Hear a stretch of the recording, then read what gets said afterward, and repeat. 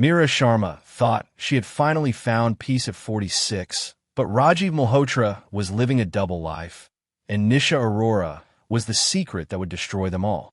What began as a late marriage built on trust quickly turned into a deadly triangle of betrayal, humiliation, and hidden debts.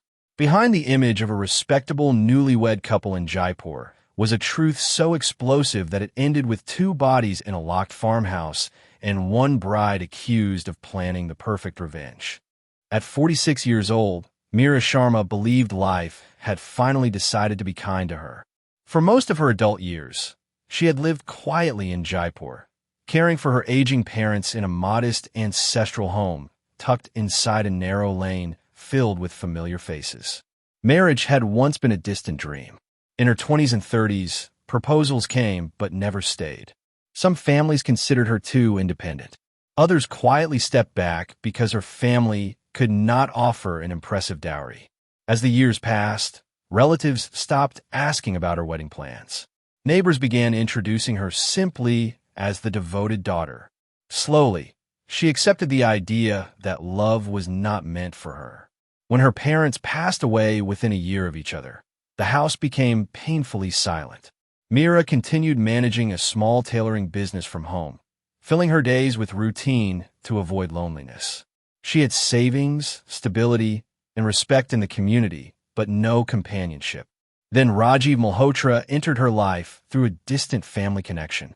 He was 52, a widower with a polite smile and calm voice. He owned a textile trading business and appeared financially secure. More importantly, he seemed mature and sincere. Their courtship was brief but steady. Rajiv spoke about building a peaceful life together, about second chances and mutual understanding. For Meera, his attention felt reassuring rather than exciting. But at her age, reassurance felt safer than passion.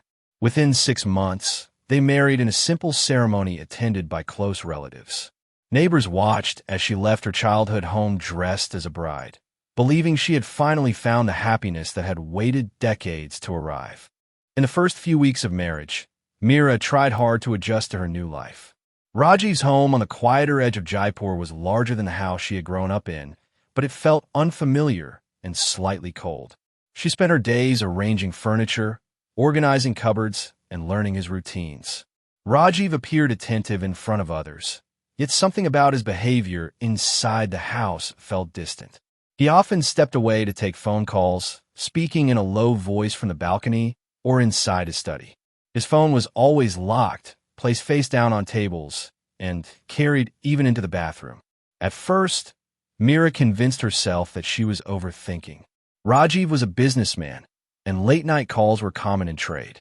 But small details began to disturb her peace. He returned home with faint traces of perfume that did not belong to her.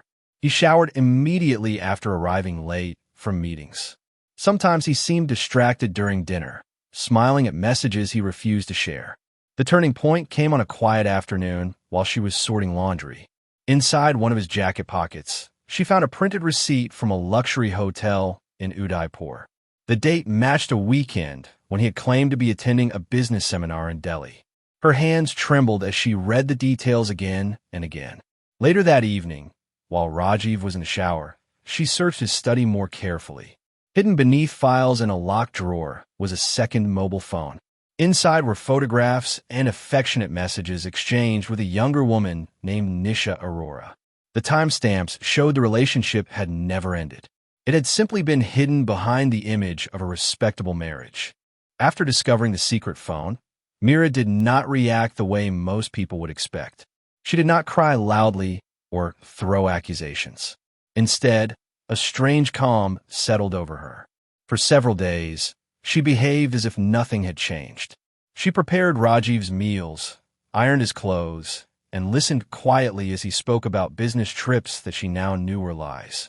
Inside her mind, however, every emotion was slowly transforming into something colder and more focused. She began paying close attention to patterns. Rajiv's so-called meetings followed a schedule. He left on certain evenings, stayed out overnight twice a month, and often claimed to travel to Delhi while his car mileage showed otherwise. Meera started checking fuel receipts and bank statements when he was asleep. She wrote dates and times in a small notebook she kept hidden among her old tailoring supplies. Each lie became a piece of evidence, building a silent case in her heart. Her humiliation cut deeper than the betrayal. At 46, she had believed maturity meant honesty. Instead, she felt used, like a cover to protect Rajiv's social reputation. The messages she had read made it clear that his relationship with Nisha was not temporary. It had continued even after the wedding, as if Meera's presence meant nothing. Gradually, her thoughts shifted from sadness to calculation. She visited an internet cafe far from her neighborhood and researched ways people committed crimes without immediate suspicion. She read old news articles about sudden deaths and studied how investigations were conducted. She searched for substances that could cause natural-looking heart failure.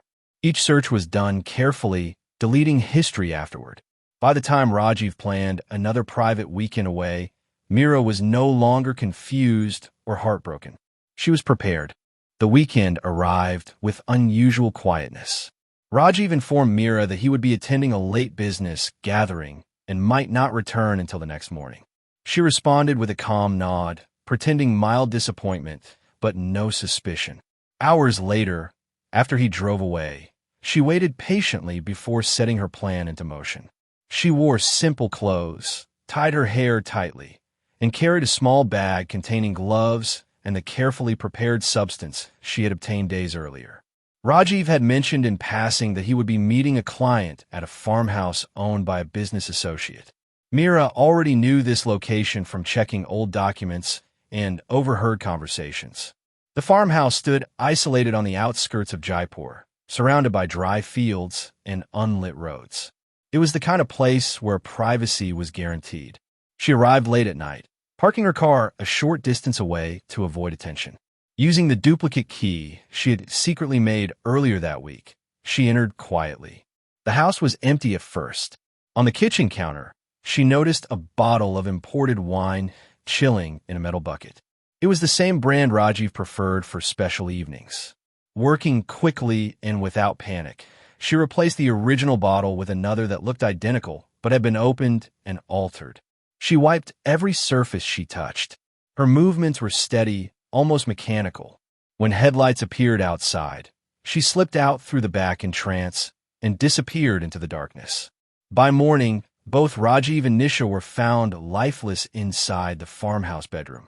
Medical reports would later confirm poisoning as the cause. News channels described it as a mysterious tragedy involving contaminated alcohol. No one suspected that the quiet, grieving wife had been there hours before the deaths occurred. The death shocked the city. News spread quickly across Jaipur, and people struggled to understand how two healthy adults could suddenly die inside a locked farmhouse. At first, investigators treated it as a possible case of accidental poisoning.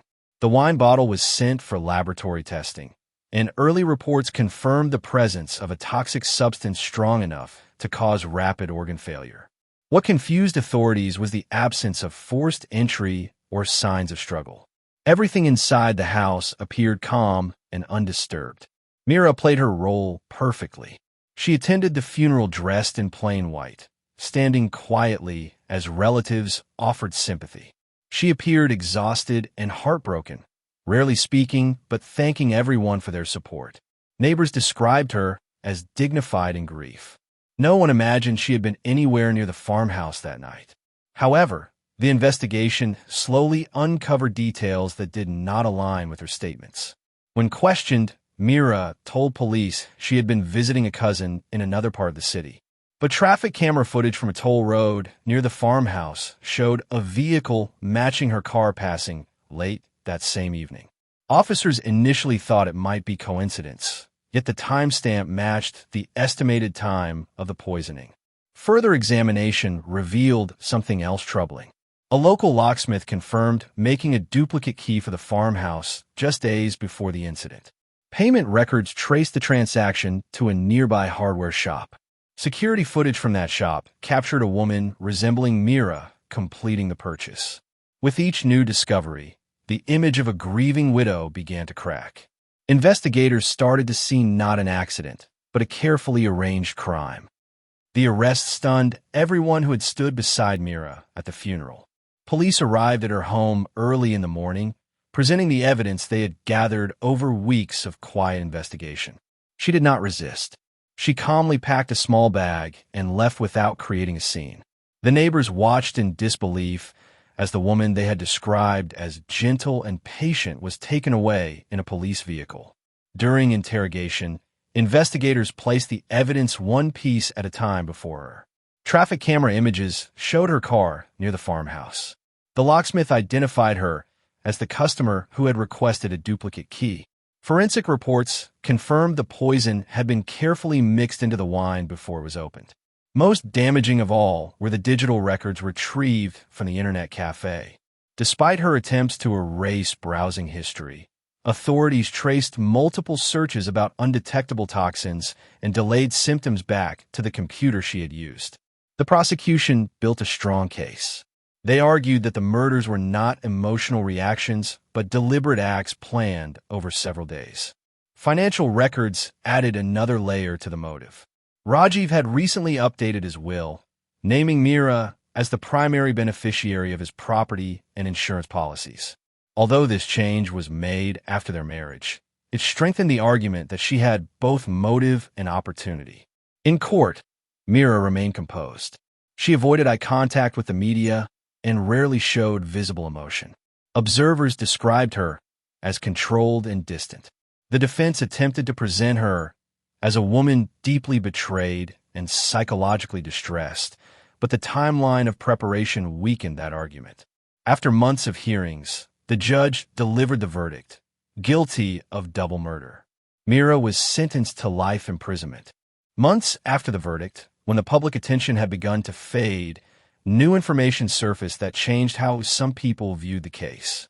Financial investigators continued examining Rajiv's business records long after the trial concluded. What they uncovered painted a very different picture of his life behind the respectable image he had carefully maintained in Jaipur. Rajiv's textile business was not as stable as it appeared. Hidden loans and unpaid supplier debts had been accumulating for years. Several large payments were overdue, and legal notices had already been issued before his death. Documents revealed that his marriage to Meera had improved his financial standing almost immediately. Her inherited property had been partially mortgaged to support what he claimed were business expansions. In reality, much of that money had gone towards settling old liabilities.